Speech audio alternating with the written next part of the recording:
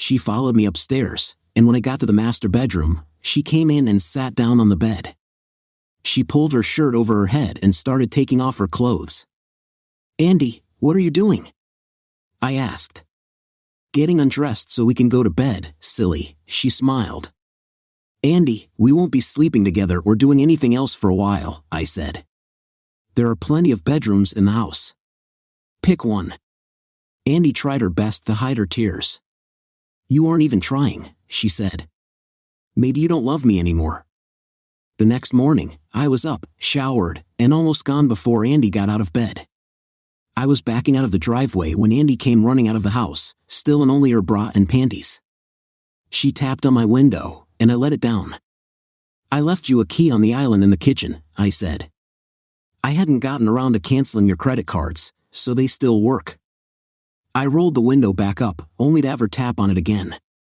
"You were going to leave without telling me goodbye?" she asked.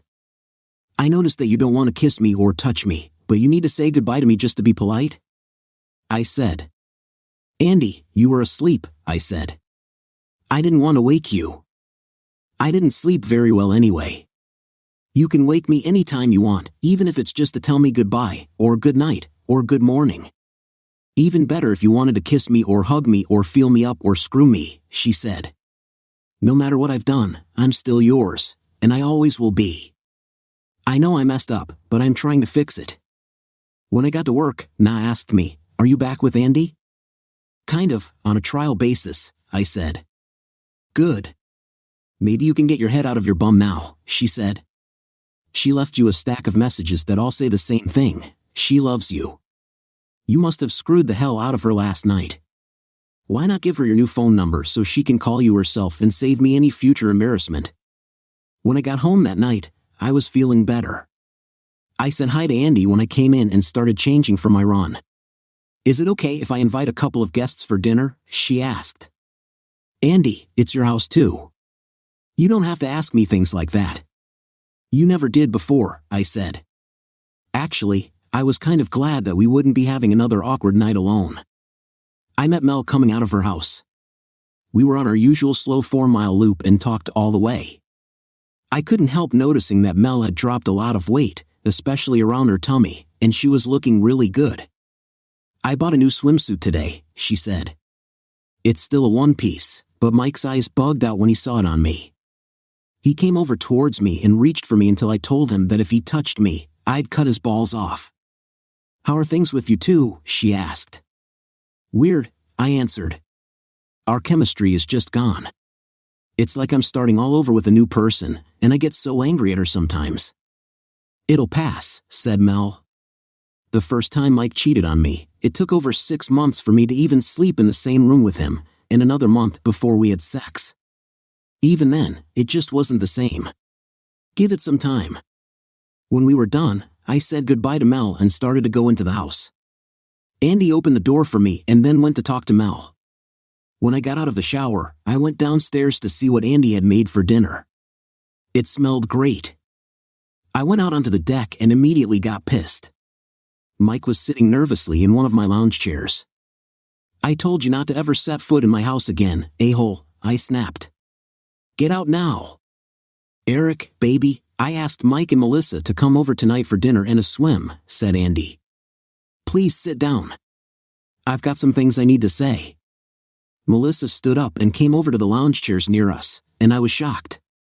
A month of running and not eating much had done wonders for her figure. I had trouble taking my eyes off her.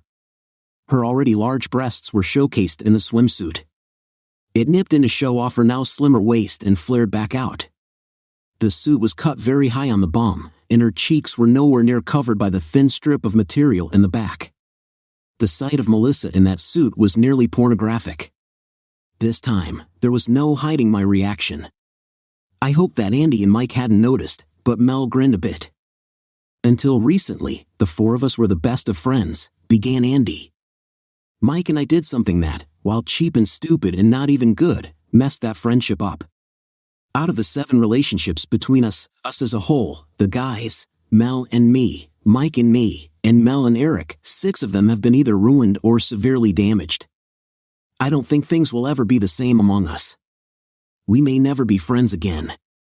Maybe that's too much to hope for, but I do have a suggestion that might go a long way toward at least saving the two marriages. I don't think that's possible, Andrea said. I feel like Eric doesn't love me anymore, and that's killing me, said Andy. I'd give anything just to have him hold me again. He hates Mike so much, I can feel the heat from him right now. And Mel, you aren't ready to even consider forgiving Mike. Eric hates Mike because Mike had sex with me. It makes him think of me as damaged goods, and he doesn't want me anymore.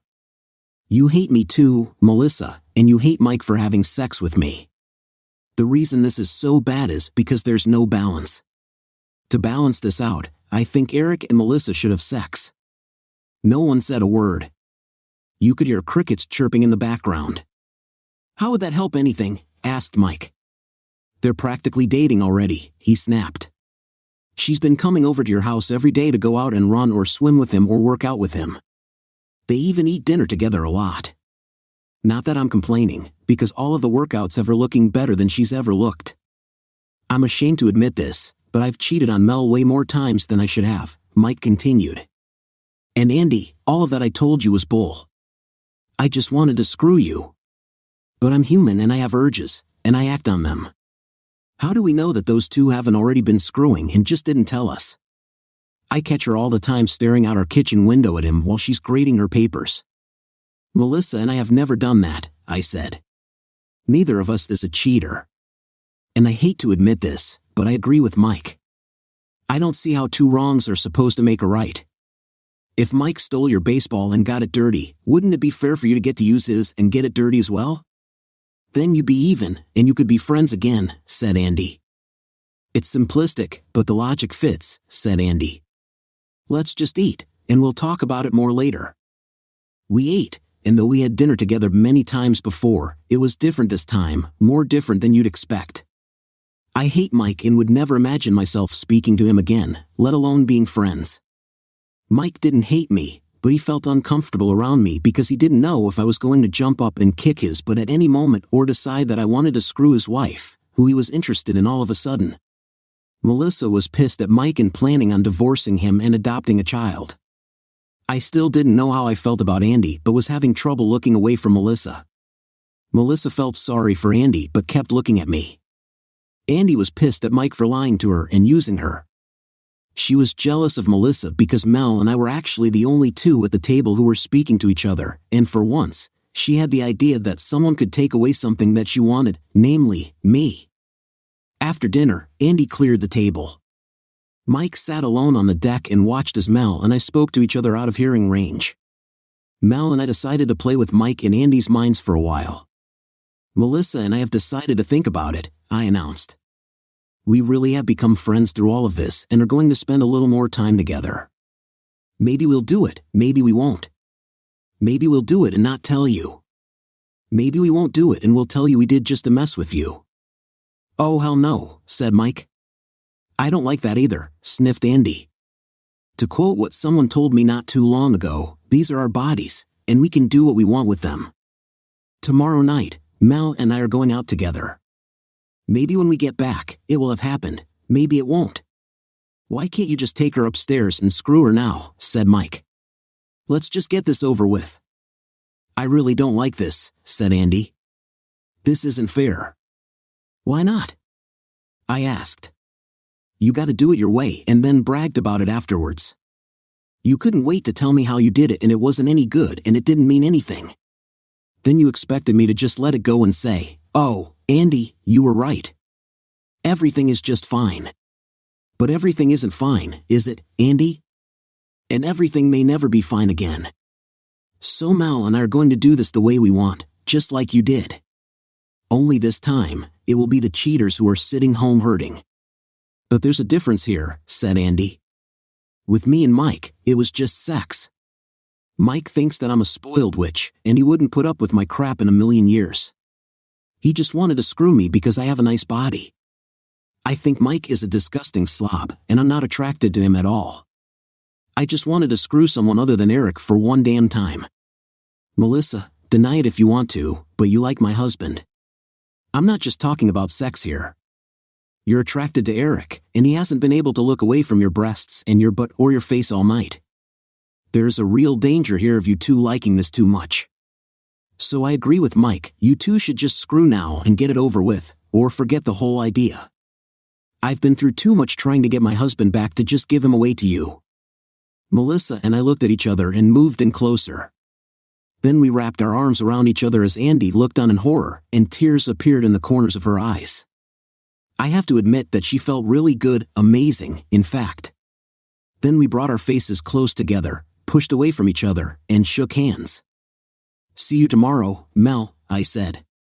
"Don't forget, we're shooting for 5 miles." I grabbed a beer off the table and headed upstairs. "Well, I've got papers to grade," said Mel as she headed next door. Mike and Andy just stood there with their mouths open. A little while later, Andy knocked on the door of my room. "Can we talk?" she asked. "I guess," I answered. She came into the room wearing a long robe that covered everything. It was a first, she'd obviously been crying again. "I'm going to get you an escort," she said. "What the hell are you talking about now, Andy?" I asked. "Well, it's only right that you get to screw someone else to make up for what I did, but I don't want it to be Melissa," she said. "I still have no clue what you're talking about, Andy," I replied. "There's something going on between you and Melissa. You may not see it, she may not see it, but trust me, it's there, and it scares the hell out of me, Eric. All my life, I've been the pretty girl. I always knew I could have any guy I wanted. I never had to worry about losing a boyfriend to anyone else, even though I didn't put out. This is hard for me to admit, but until tonight, I never took Melissa seriously. I mean, she's always been kind of borderline pretty, but she's shorter and chunkier than I am. She has big breasts, but I have everything else, and her gut was kind of a turnoff. But now my marriage is crumbling, and stress and worrying about what I may have lost has been hard on me. I'm not looking my best, and Melissa has somehow lost that gut and toned up crazily. Even I had to admit tonight she looked really good in that swimsuit, and you noticed it too. Mike is really pissed and he doesn't want you anywhere near her. You two spend way too much time together. I'm really afraid that with your anger towards me and your so-called friendship with her, I could lose you." She continued, "I realize now that I've been kind of selfish during our marriage and took you for granted, but that's over now. It won't happen again, I promise. I know that I don't have the right to ask for any favors, but I'm begging you for this one. If you have to have your revenge sex, I'll get you anyone you want, a model, an athlete, a hooker, a porn star, Britney Spears, or a damn circus clown. I'll even try and hook you up with my sister if you want anybody except Melissa." I started laughing, and the sheet pulled down a bit, revealing my chest and the upper region of my stomach. Andy looked and I heard her sigh quietly. I wondered suddenly what she was doing for sex. It had been over a month since the incident, and Andy needed sex daily, at least. "I'm serious, Eric," she said. "I know you better than anyone in the world, and before tonight, I've never seen you look at anyone except me that way." And when Melissa hugged you in your little handshake parody, her eyes almost rolled back in her head when you guys made contact. When you stopped hugging her, I thought her breasts were going to shred that suit. But that's not the real problem, is it? What is the real problem, Andy? I snapped. Are you afraid of not being in control of the situation? You get to go off and pick the biggest scumbag we know, who also used to be my best friend, and screw them on my deck in broad daylight, but you want to get to choose who I have sex with to make sure it isn't someone who threatens you? Is that the problem? No, Eric, she said. That's not the problem. The problem is that to me, there's a difference between love and sex. I could go out tonight and have sex with 3 guys and you'd still be the only man that I love. I can separate the two, you can't. If you have sex with Melissa, I'll lose you for good. I'm sure of it. Eventually, I'll run out of curiosity, and you and I will settle down and things will be wonderful again, and we'll have all of the things that we want. But if you and Melissa have sex, things won't ever be the same, Eric. I know I shouldn't ask you this, but can I sleep with you tonight? I know you still think I'm damaged, so I know you don't want to have sex with me, but it's been so long since I had a good night's sleep and felt safe and warm. Okay, Andy, I said. She dropped the robe and was naked under it. Then she climbed into bed next to me. Over the next few minutes, she slowly moved closer to me until we were almost touching. I felt one of her feet tentatively touch mine and then start inching its way across my legs. "Andy, just stop wiggling around and get comfortable," I snapped. "Are you sure you want me to be comfortable?" she asked quietly. I said so, didn't I? It came out far harsher than I'd intended, but somehow the tone didn't seem to matter. "Okay," said Andy. I could hear the happiness in her voice. The next thing I knew, she'd swung one of her long legs over mine, and her left arm was wrapped around me. Her left breast was resting on my upper abdomen, and its softness was tickling the hair on my stomach. The biggest problem was that this position had her left leg in contact with my tool, and her vagina was in contact with my left leg. I could feel the heat coming from it, and I'm sure Andy could feel me swelling. "This is so much better," Andy said. "I've missed this for so long. This is the way I'm supposed to sleep. Are you sure there's nothing you want to say or do before we drift off?" I was thinking of a lot of things right then. Rolling over and taking my box back was chief among them. I started to say something, and my arm rubbed against her breast. "Oh," exclaimed Andy. "Sorry, that was an accident." I snapped, "Don't be sorry." Andy replied, "I didn't mind at all." That was the problem, I realized. I don't think she minded who screwed her as long as she got screwed. Even though I didn't see her screwing Mike, my mind was flooded with images of Andy having sex with Mike in all different positions. All of a sudden, my arousal diminished, and I was uncomfortable being close to her. I rolled over in the opposite direction, with my back to her and no contact. "Sorry, I'm not comfortable sleeping on my back," I snapped. "Good night, Andrea." As I drifted off to sleep, I heard her quietly sobbing. I felt bad about the way things were between us. I also felt guilty because she was clearly trying hard to fix things in our relationship, while I had adopted a very casual attitude about it. I guess my mind said, let's just wait and see if it works. If it does, fine. If not, we tried, Early the next morning, I dreamed that Melissa was giving me a blowjob. It shocked me because, until that point, I'd never had a sexual thought about Melissa. Seeing her in that swimsuit the previous night had definitely put her on my radar, though. In the dream, Mel stopped sucking me and mounted me. She slowly lowered her steaming hot vagina over my penis until our pubic bones were touching, then started to ride me in small, short strokes. God, that woman was good. She knew exactly what I liked, as if we'd been having sex for years. I reached up to feel those big breasts that I'd been so enthralled with at the pool last night and couldn't find them. All I felt was a small per breast with a rock-hard nipple. In a second, I realized what was going on and grabbed Andy by her shoulders, pulling her off of me. "What the hell is wrong with you, Andy?" I screamed at her. "I'm sorry. I just wanted you so badly," she cried. "And you liked it and needed it too." "I was asleep, Andy." "I didn't know what was going on," I said. My mind kept going back to a time before all of this happened, back when there was only us, back before you screwed us up. We were so happy then, and in the dream I was having, it was like old times when we couldn't get enough of each other. I was lying through my teeth, but telling her that I was dreaming about screwing Melissa would have only made things worse. The surprising thing was that I had never lied to Andy before, and I guess I should have felt guilty about it, but I really didn't. That didn't bode well for the relationship. "So why can't we just pretend that it's still like that?" she cried. "We pretend that we're past all of my curiosity and the damage it did to us. That way, we could undo all of this and get back to just us."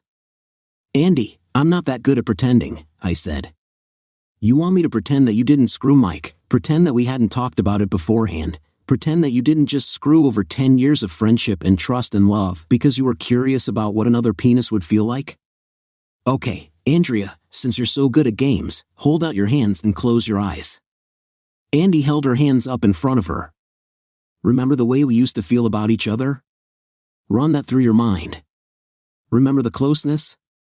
Imagine the fact that I loved you so much I couldn't stand to be away from you. I would have done anything for you. I'd have chewed my arm off to get to you. Having sex with you was the greatest thing in the world. Every inch of your body was a treasure to me. Andy, I always had the feeling that if you ever died, even if it wasn't from sickness or disease or old age, even if it was something stupid like a car accident, that I'd die soon after. I'd have to, because I was simply not capable of living without you. Can you feel that, Andrea? I smirked. Put all of those feelings in one hand. Even in the dark, I could see Andy smiling. Now, for the other hand. Have you noticed the distance between us now? Have you noticed that I still have trouble being in the same room with you for more than a few minutes? I really tried last night, but sometimes you still make my skin crawl when you touch me. Do you understand that, Andy? When I come home now, I don't run through the house trying to find you because I can't bear to be away from you anymore. Sometimes I find myself praying that you're out visiting someone. But then I wonder who you're visiting and whether or not you're screwing them. Every time you brush up against me, even by accident, I need to take about 100 showers before I feel clean. At this point, if you were in an accident, I don't know whether I'd even feel sad, let alone die. In some ways, I know that you're trying to save our marriage, Andrea, but I can't help feeling that maybe it would be better if we just let it die. If we go our separate ways, it'll hurt me for a while, but I was almost over it. I'm not sure that it would even hurt you because you were so eager to risk throwing it away just so you could screw Mike. I don't trust you anymore, and I'm not sure that I ever will again. Melissa says it'll take time, but I don't think we can ever get back what we had. I wonder if I wouldn't be better off looking for something like that with someone else rather than settling for a pale imitation of it with you. In short, we're like broken glass, Andrea. All the water is flowing out of the hole. Only it's not water flowing out, it's my love for you. Unless we find some way to plug the leak, it's all going to be gone. Andy's smile had now faded, and she was crying again. Compare those two sets of feelings, Andy, I snapped. Which one do you like better? The first one, she said quietly. That's what I want back so badly. I'd do anything to have that back. And despite what you think, we're going to get it. It may take a little time and a lot of work, but I promise you, when this is all done, we'll be back there, and we'll be stronger. Something in what she just said set my alarm bells off, but I didn't pay them any attention. So Andrea, think about that second hand. The way things are now feels like, I said. I don't want to, she said. I don't like it. I hate it. But you need to really run it through your mind, Andy. It's really important for you to know that, I said seriously. But why? It's ugly, and I don't feel like you love me anymore, she snapped. Because, Andy, it's what you wanted to find out from the start, I said. That's what another penis feels like. Now you know. I went into the shower and got ready to go to work, leaving Andy sobbing in bed. I hated to be so hard on her, but none of this seemed to be getting through to her. Several things she'd said had filled me with dread and uncertainty. She'd said, when all of this is over, and in another conversation, she'd said, when my curiosity is all done. She'd also told me, next time, I won't be this honest. I won't tell you. Over the next few weeks, things slowly improved between me and Andy. We got back to the point where I was able to stay in the same room with her, and we even spent time sitting next to each other on the deck after dinner. Mel joined us sometimes, which always made Andy jealous, but I could tell she was trying not to say anything. She hated the fact that Mel and I still spent a lot of time together. Have you screwed her yet? Andy asked me one night out of the blue. She was really angry because she'd seen me hug Mel after one of our runs. We had just finished our first 10-miler, and we were just two friends congratulating each other for a big accomplishment, but Andy's jealousy got out of hand. If I had, you probably wouldn't still be here, I replied. Andy burst into tears and ran away. Later, she came out on the deck. I'm sorry, she said. It just hurts sometimes. I've been back in our house for almost 3 months, and things are better between us, I can feel that. But you still won't even touch me, let alone have sex with me. But then I see you hugging her, and I know that to you it's just a buddy hug. But if you saw the way the two of you looked into each other's eyes and embraced, you'd understand why I want to strangle that witch. Now you know why Mike and I will never be friends again. I said, the difference is that I only hugged Mel in public, with all of our clothes on. You let Mike screw you. Yes, I did, she snapped. I let Mike screw me, so now I'm damaged goods forever, and the only man I love, the one who promised to love me forever, won't even touch me. Do you know why I hate Melissa so much now? It's not just the fact that you guys are friends. It's because I would literally die to have you hug me the way you just hugged her. The two of you are so easy together, so confident and comfortable around each other. Mike and I aren't like that. And as you never stop bringing up, he screwed me. He and I had sex, and it hasn't made us nearly as close as you and Melissa are. But in your mind, love and sex are connected. Where's the connection between Mike and me? We hate each other now because we screwed, and it's cost us our happiness. Eric, if I let someone drive your precious Mustang, you would be pissed. Let's say it was one of our neighbors who really wanted to see what driving it was like, so I let him drive it around the block one time, less than a mile, so your odometer doesn't even change. He doesn't damage the car, and you wouldn't have even known except for the fact that you came home and saw him pulling into the driveway. How would you react to that? I know you'd be pissed at me, of course, she continued, but let's not talk about your feelings towards me. Let's talk about how you'd feel about your precious car. She could see me getting angry just at the thought of it because we both knew that I'd probably kill him, cut the body up into small pieces, and bury them all over the country. No one touches my Mustang. You'd probably wash the car 2 or 3 times inside and out, recondition the leather with some of your Armor All Leather cleaner, even though he's only sat in the driver's seat. You'd do all of the seats in the interior, you'd do the driver's seat twice, maybe 3 times. You'd do the steering wheel and everything else he touched at least 3 times. You'd be angry as hell. It would probably take a couple of days, maybe even a week, but I doubt that. But then you'd drive that car again, wouldn't you? You couldn't help it. You love that car. So even if someone else just spoiled your precious car, you'd drive it again. You wouldn't have keys to it ever again, and if I didn't drive it, I'd reprogram the garage door so no one could even get near it. But I guess I would drive it again, I admit it. So why won't you drive me? She snapped. Mike screwed me for 5 goddamn minutes one time. I keep telling you there was nothing special about it. I didn't even like it. I was just curious. I've taken hundreds of showers since then, but you still haven't even kissed me, and it's been 3 months. Not even a peck. You told me a few weeks ago that having sex with me was the greatest thing you could think of. If you can go back to driving the car again, why can't we go back to having sex? A hug like the one you just gave Melissa would at least give me some hope. Eric, I should have figured out that's what all of this is about, I said slowly. How about tonight? I said, smiling as I pulled out my iPhone. You're going to hug me tonight? She asked hopefully. I thought you wanted to be driven, I smiled. I thought you wanted to have sex, she said, bouncing up and down with excitement. I do, I said, handing her my phone. When she heard Mike's voice over the phone, her whole face turned red, and she flung it as hard as she could. That's how I lost that iPhone. The end of summer was coming up, and Andy and I decided to throw a party for a few friends, neighbors, and some family members. Melissa was invited, which made Andy really pissed, but Mike wasn't, which made me really happy. Her parents and siblings and their spouses were coming. We were very busy planning it and buying food and supplies when it happened.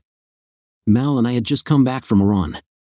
I was watching her bum as she went into the house to shower when I noticed Mike jump over the fence into my yard. Andy had told me she would be out for a while doing some shopping for the party, so I knew she wasn't home. What the hell was Mike doing in my yard when neither Andy nor I was home? I followed him, and I swear to God, I thought he was trying to steal something from me or borrow one of my tools without asking because he knew I'd never loan him anything ever again. Mike didn't stop in my yard, he hopped the fence into George and Sandy Cooper's yard. I waited a few minutes and followed him. He walked right into their house without knocking. I pulled out my new iPhone 4, I got it to replace the iPhone 3GS that Andy had thrown, and crept up to the window. I was sure that Mike was screwing Sandy Cooper now, and the video would help Mel get rid of her cheating husband for good. Sandy Cooper wasn't home, but George was. He and 2 other guys were screwing Andy at the same time. Last time you wanted to try double penetration, said George. This time you're getting 3 at a time. That should take care of your curiosity. I'm next, said Mike. No, Mike, I already screwed you once. You weren't any good, and you screwed up my marriage, said Andy. I almost lost Eric because of you. I just wanted to see if I could make you scream the way that he does. I almost lost Melissa too. She hasn't screwed me since then. At least you get screwed, said Mike. It isn't the same, snapped Andy. I just wanted to try the group thing out of curiosity. I really don't feel anything except for a lot of rubbing and thrusting. These guys can't do it either. To get me to have an orgasm, they have to eat me or masturbate me. No matter how hard they pound me with their tools, it isn't doing anything. There must be something to Eric's theory about love and sex. But Andy, if you don't screw me, I'll tell Eric you did this, and at least then he might forgive me and talk to Mel for me. I only screwed you once. This is George's third time, and the second time you've done more than one guy, said Mike. This is never going to happen again. My curiosity is all settled, said Andy. After tonight, no one but Eric will ever touch me. So if that's what it takes to shut you up, I'll let you stick your tiny little tool in me for 5 more minutes. Unlike these guys, you won't even need a condom since you only shoot blanks. I didn't stay long enough to see Mike get his turn. God damn it, I thought I was all cried out over Andy, but I wasn't. I ran into the house and started packing everything I needed. I was loading my suitcase into the Mustang when Melissa came out of her house. Eric, what's wrong? She asked. I gave her the phone and hit the play button. Eric, I'm so sorry, she said, crying. I could tell she meant it. Where are you taking her this time? Back to her parents' house. No, Mel. I'm leaving. This time, there's no way back from this one.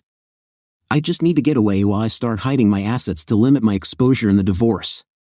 Believe it or not, I'll probably miss you more than I'll miss that cheating, I said. No, you won't.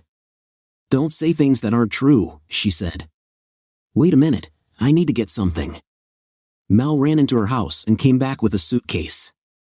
She threw it in the trunk next to mine and said, let's go. I looked at her in shock. I told you a long time ago I was getting rid of Mike. This is as good a time as any, she said.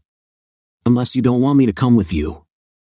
I hadn't given any thought to where we'd go, so we drove around for a while and ended up eating at the lake as it started to get dark. Since we still hadn't made any plans, I told Mel that we'd have to check into a motel. I saw the first of those awful romantic couples strolling along the waterfront. I was so enraged that I grabbed my supersized soda and heaved it at them. It would have hit them, too, if Mel hadn't grabbed my arm and made the throw go off target. As soon as we got back in the car, my phone started ringing. I saw that it was Andy and let it go to voicemail. We drove to the nearest hotel we could find. It turned out to be the Summit, a little pricey, but at least we wouldn't have to worry about hookers. I'd seen enough 304s on my phone tonight to last a lifetime, which was really funny because I'd always thought I was going to spend my lifetime with the 304 on my phone. Mel and I stepped up to the desk and put our suitcases down. A few seconds later, a gangly old man got behind the desk. Gee, mister, your wife sure is pretty, he said. I looked at him strangely and said, my wife is a cheating blonde 304. She's the ugliest I can think of because of it. Her hair isn't blonde, he said, puzzled. Suddenly, I realized he was talking about Mel. I smiled and said, yeah, you're right. She really is pretty. She's the most beautiful woman I know. We need 2 rooms, I said. 1, said Melissa. Neither of us should be alone tonight. Oh boy, we're in trouble, I said as we stepped into the room. There's only 1 bed. Melissa started laughing. Eric, whether you know it or not, you're my best friend. I trust you totally. We'll be fine, whatever happens. But we need to have a talk. I didn't know whether to run out of the room or not. Whenever a woman says, we need to have a talk, or any words to that effect, it's always serious. Before we got started with our talk, Melissa's phone rang. I'm curious about what the a-hole has to say, she said. To tell you the truth, I didn't think he'd even notice that I was gone. Oh boy, she said suddenly. What? I asked. Wrong a-hole, she replied. She put the phone on speaker and held her finger up to her lips, meaning for me to listen but not say anything. I nodded my head. Hello? Andrea said. Melissa, I hate to bother you, but can you come over here? I really need someone to talk to right now, said Andy. Andrea, I'm not at home right now. I'm back at work, so I can't come over. Can it wait until tomorrow? Said Melissa, smiling. Besides, you and I are not exactly friends, so are you sure I'm the person you should be talking to? Mel, I'm really sorry for what I did to you with Mike. I'd do anything to make it up to you. I'll give you anything you want, just name it. You are the person I need to talk to more than anyone else, said Andy. Why is that? Andrea asked. Mel, because you know more than I do right now what Eric is thinking or where he might be going. Melissa, Eric just ran off. I don't know where he is or when he'll be back. Last time we fought and he threw me out, there was a reason for it. As you know, I had done something awful. But this time, I don't have a clue why he'd just leave me, whined Andy. Melissa and I were trying our best not to laugh. We've been slowly getting closer again, Andy said sadly. It's been really hard for me, but I'm trying my best because I love him so much. We're even planning a party together for the day after tomorrow. I went out to do some shopping while you guys had your run. I spoke to Mike, and he said you and Eric went running as usual. Mike is really jealous of that, you know. Anyway, he said he heard you coming back into the house, so we knew you guys came home. I guess that's when you went back to work. Where did Eric go? She asked. It's only 9:30. Maybe he just went out for a drive, Mel replied. When you and my a-hole of a husband were planning your little fest, Eric went out and drove his car every night. Remember that? That always seemed so stupid to me, said Mel. Why? Asked Andy. He likes to drive that car.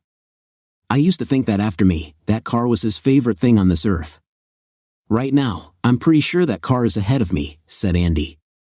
I wasn't saying it was stupid for him to go out and drive the car, Andy. I was saying that you were stupid, said Mel. Eric is a really great guy.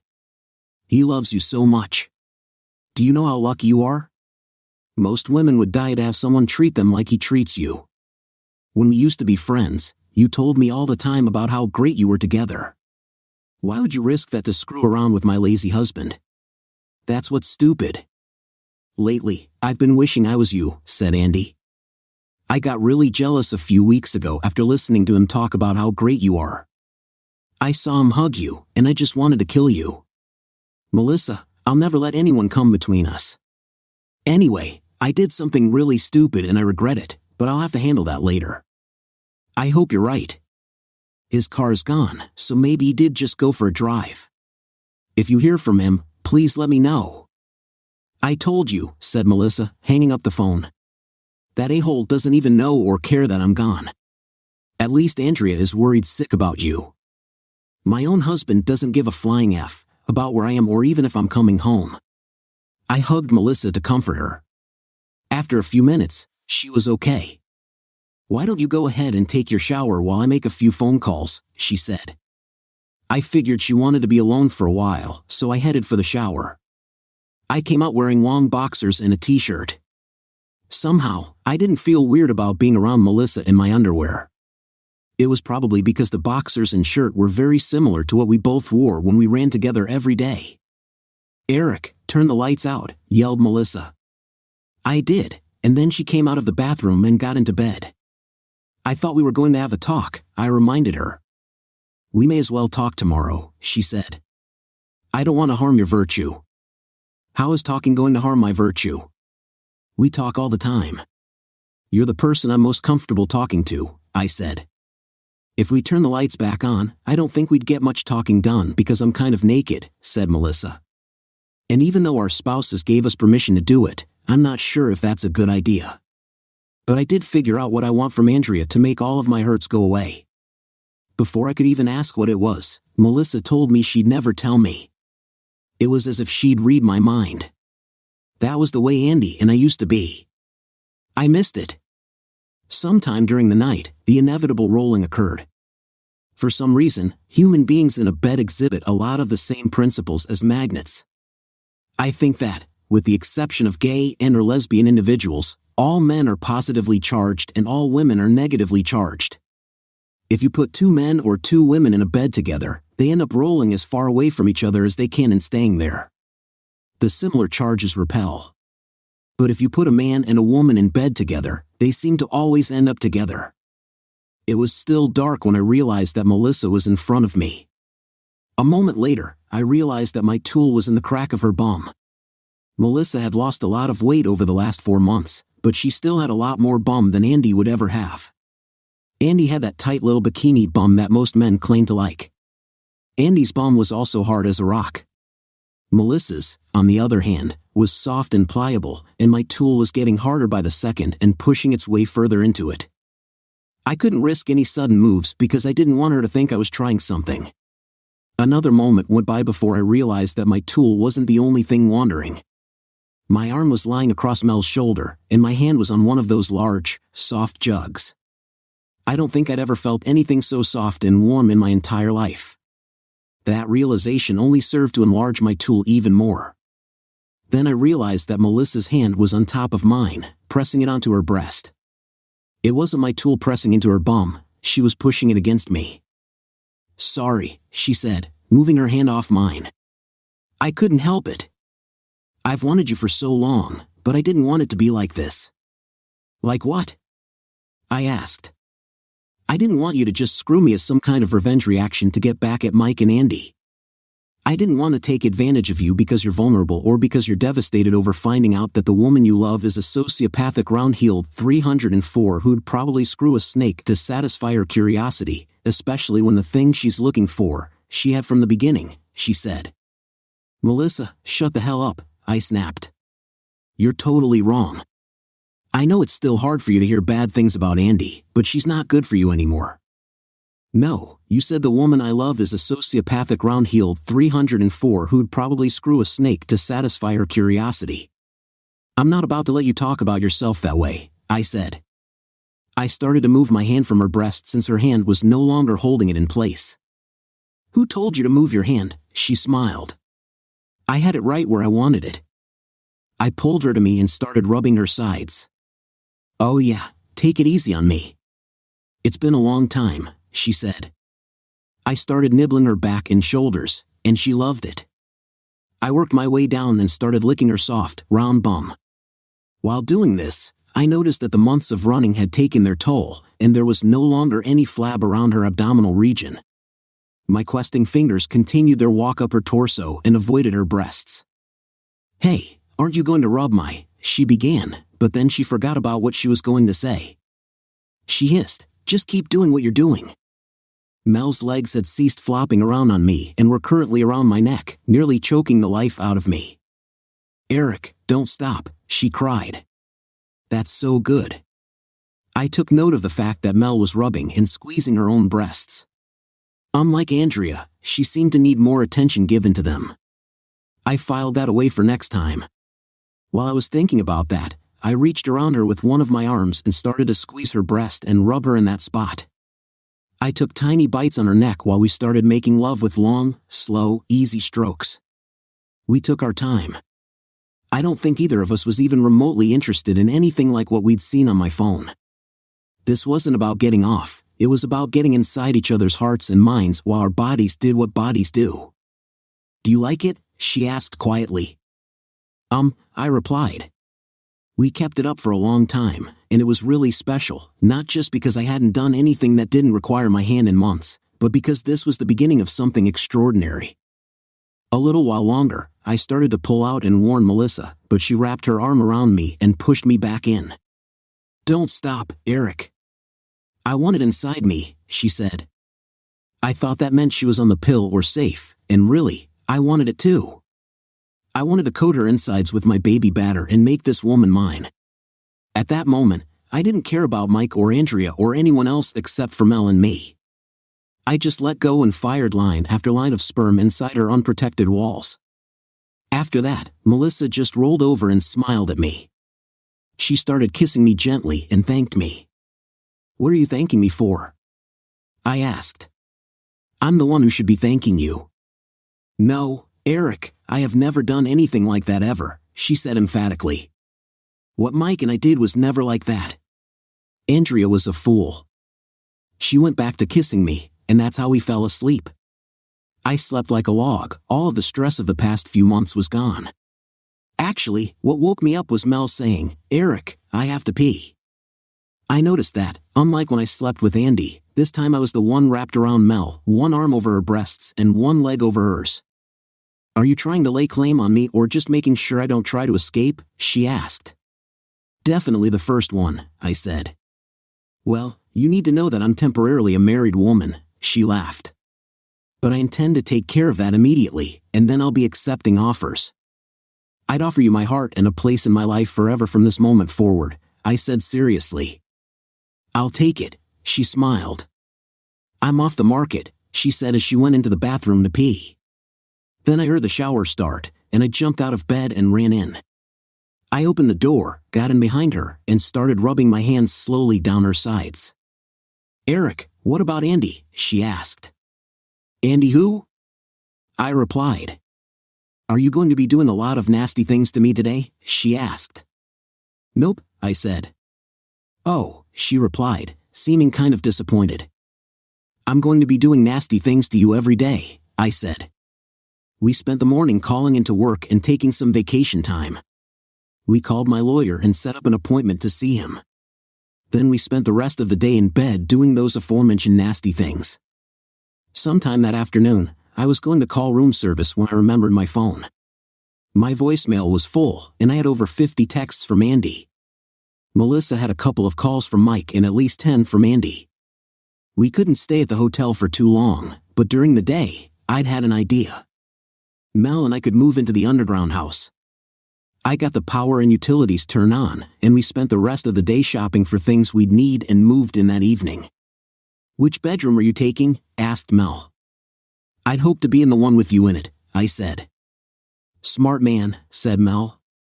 We spent the evening making plans. We had 2 divorces to begin and other things to do.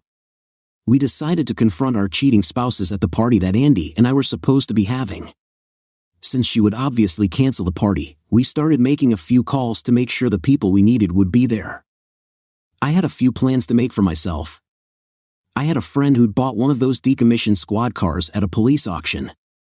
He'd never been able to drive it on the street because he hadn't gotten around to removing the local PD's colors and badges.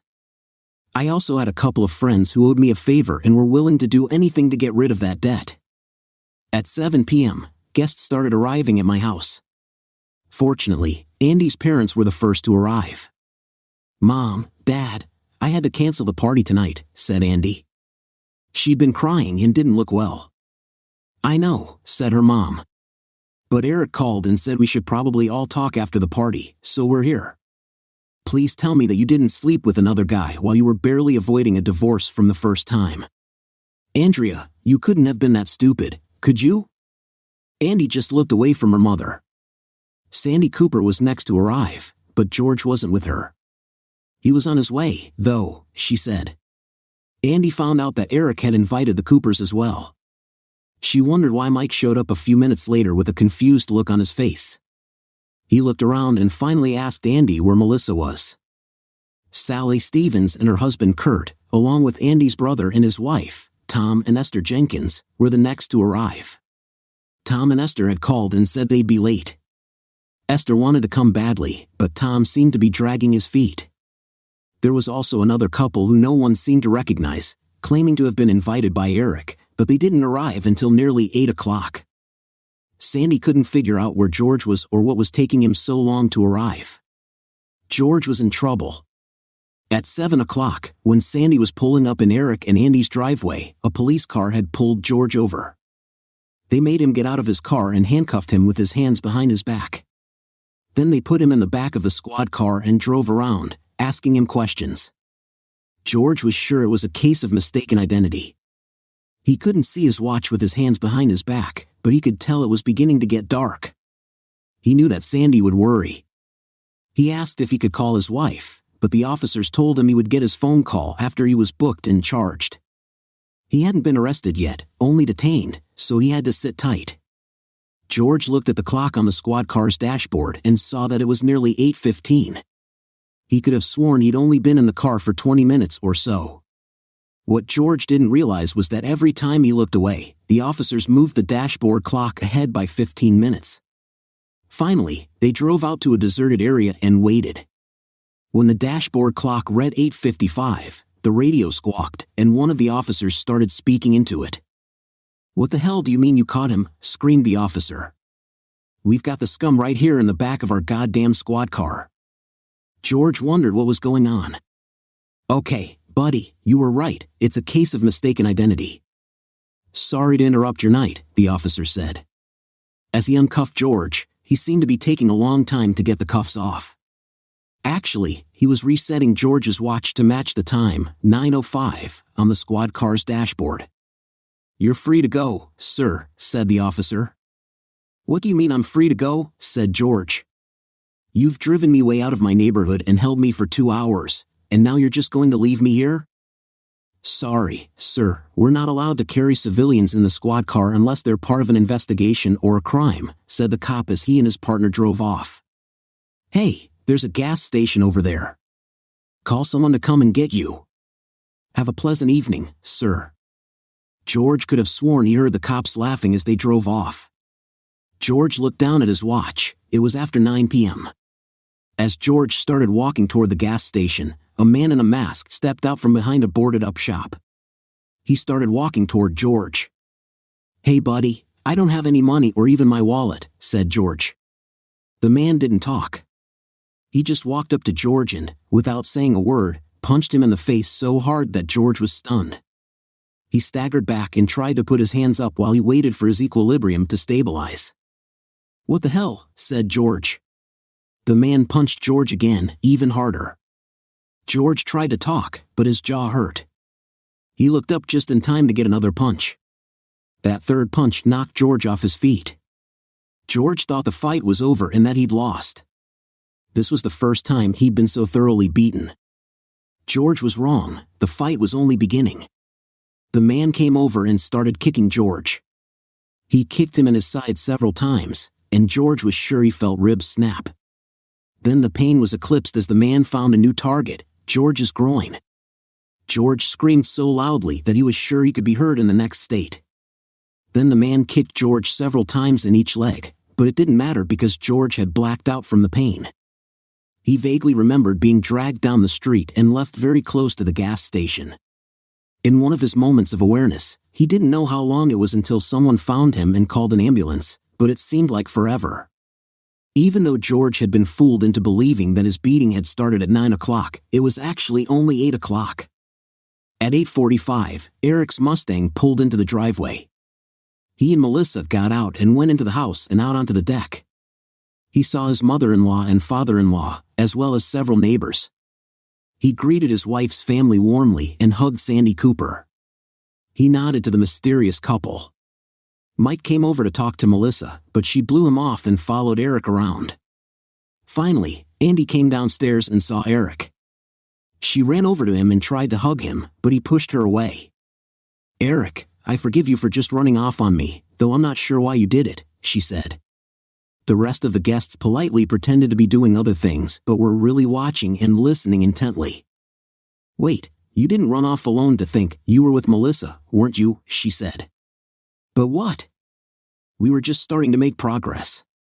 I was beginning to feel like you loved me a little bit again and that there was a chance for us to get past our problems." She fell to the floor and started crying. Eric started clapping his hands. "Can everyone come over here for a moment?" he said. Melissa had also started clapping her hands. "Everyone give Andy a hand," said Eric. That was the greatest acting performance in history.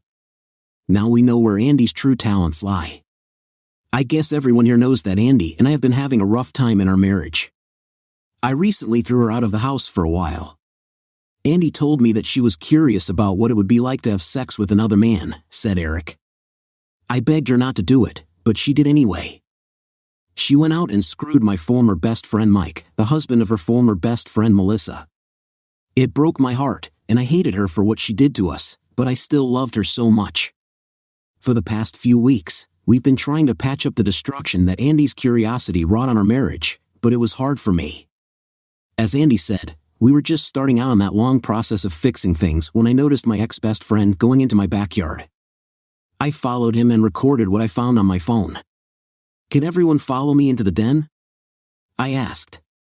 Everyone watched as I hooked my iPhone up to the plasma screen TV. They were all shocked when they saw Mike watching as George and Kurt Stevens screwed Andy while she gave Tom Jenkins a blowjob.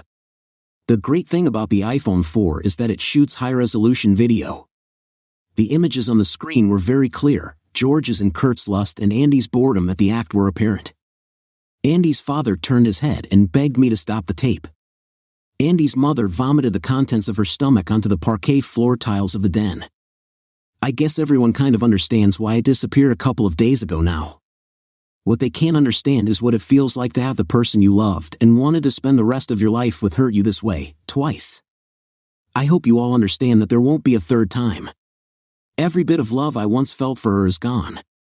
There's only one way for us to go now. Eric stopped talking and nodded to the mysterious couple. They each produced an envelope from somewhere and handed one to Andy and one to Mike. You've been served, they told them. Tom Jenkins and Kurt Stevens were given envelopes as well. Their envelopes contained their alienation of affection suit papers. Since George wasn't present, the man asked Sandy Cooper, his wife, to please notify him that he was being sued as well. That cheating scumsucker, screamed Sandy as she walked towards the door. No wonder he stood me up. I'm divorcing his cheating scumsucker too. Everyone else headed for the door. Soon, only Mike, Melissa, Eric, Andy, and Andy's parents were still in the room. Eric, it's over. It won't ever happen again, cried Andy. Right about that, said Eric sadly. Where are you going? Screamed Andy. We have to talk about this. It can still work. I still love you. I only love you. You heard me tell them that on the tape. The only person I like having sex with was you. That was on the tape too. I just needed to find out. It was just my curiosity. She was holding onto Eric's leg as he tried to walk out. Where do you think you're going? Mike asked Melissa. We need to talk too. I'm not happy about you going off and screwing other guys either. Even after what I did, two wrongs don't make a right. Melissa, we have bills to pay, woman, and your check didn't make it into our account, Mike said, reaching out and grabbing Melissa's arm. He turned her around. You are not leaving with him again, he snapped. We're still married. No divorce and no more sex with other guys.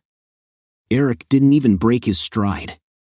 He just turned around and decked Mike, then put his arm around Melissa and guided her from the room. Melissa turned as she and Eric got to the doorway. You shouldn't worry about me screwing other guys, Mike. I'd never do that. I'm faithful to the man I love. I only made love with Eric. He's the guy, and there are no other guys, including you. I think I got what I wanted, Eric said. Andy's father said, I have no idea what you're feeling. I can't believe my daughter is capable of doing what we saw. Take some time to cool down, and we'll all get together and work this out. Eric nodded, and he and Melissa left. It was nearly 6 weeks before they would all sit down together again. During those 6 weeks, Eric had no contact with Andy. She called him hundreds of times, but the restraining order kept her from going to his job, and she didn't know where he lived. She suspected that he was still with Melissa, which angered her. She was sure that Eric was falling in love with Melissa and not just screwing her. To Andy, this was simply not fair. Her curiosity had only been about sex, not love. She'd never had any intention of leaving Eric or falling in love with anyone else. During the 6 weeks, several things of note happened. Andy had a breakdown of some sort. Eventually, Eric showed up with a truck to get the rest of his belongings and Melissa's. Mike had refused to allow Eric to get them until the police showed up, and Eric showed them a court order allowing him to take Melissa's things. Where's that? Asked Mike. She's at the doctor's today, smiled Eric. What did you do? Asked Mike. Screw her until her uterus fell out, Eric replied. Just hearing someone talk about Eric having sex with Melissa started Andy on a fit of crying and screaming. Another interesting thing was what happened to Kurt Stevens. One Sunday, Kurt was stuck at a red light when an abandoned cement truck plowed into his car, crushing it. At the same time that the accident occurred, both Eric and Melissa had been in church. Eric had gotten up once during the ceremony to use the bathroom and had left the door open. An usher, who was actually an off-duty police officer, had seen Eric's leg and could vouch for the fact that he was in the bathroom the whole time. There was some suspicion about Eric because, when George Cooper's beating had been discovered, Eric was the only person George could think of who might have had a motive to hurt him.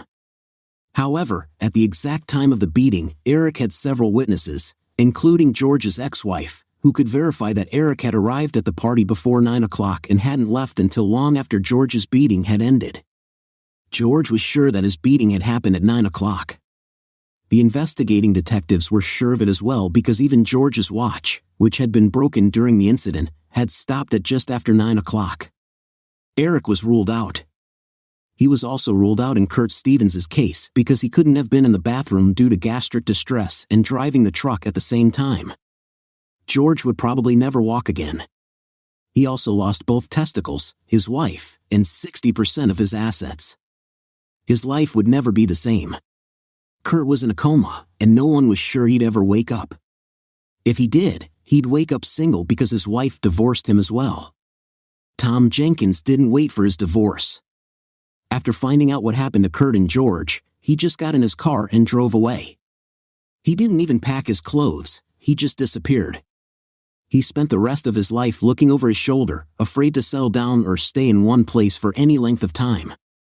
He also developed a phobia about married women. He couldn't bear to be around them, no matter how innocent the situation. That was a terrible toll for a brief affair. Andy was beautiful, but it just wasn't worth it. At our sit-down meeting, things went pretty much as Melissa and I had thought. Both Mike and Andy refused to sign the divorce papers.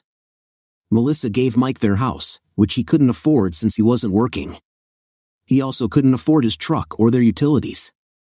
Mike, at 40 years old, ended up living with his parents for a while and then on the street. I offered Andy the house as well and half of our savings and checking accounts. I paid off her credit cards and offered to give her a lump sum in lieu of alimony so I wouldn't have to have contact with her. "Eric, can the two of you work this out somehow?" asked her dad. "We're willing to overlook your revenge affair." "We all are.